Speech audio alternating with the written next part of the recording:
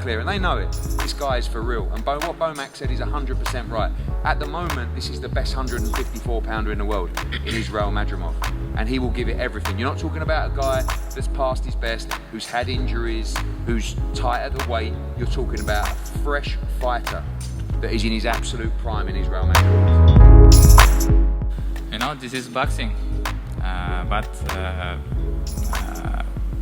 I try, I do. Well, I always tell everybody I never go in the ring looking for the knockout, but if I smell blood and it's there, he out of there.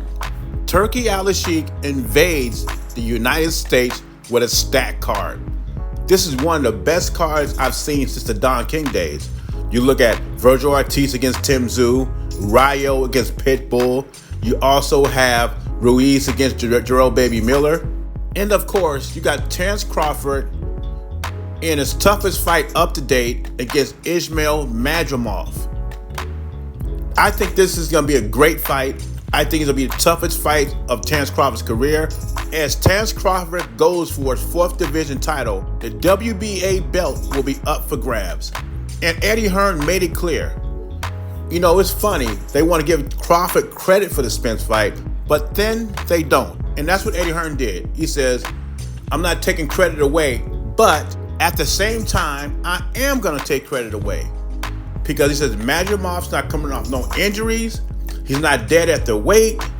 He's not past his prime. So what he's telling Terence Crawford, this time around, you are not getting a free lunch. All these excuses for the Errol Spence loss.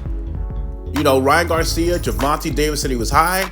Now, Eddie Hearn made these 3 accusations about Errol Spence when he got in the ring with Terence Crawford. This right here should fuel Terence Crawford. Even though I think Madrimov will be Crawford's toughest opponent up to date, I think this is, if he needed any motivation, I don't think Terence Crawford does, but this gives him extra motivation to come in there and do what he does. Now, there's a lot of casuals out there that never saw Madrimov fight. They call him a no-name. And they think that's cute or funny. But what it shows is that you're a casual.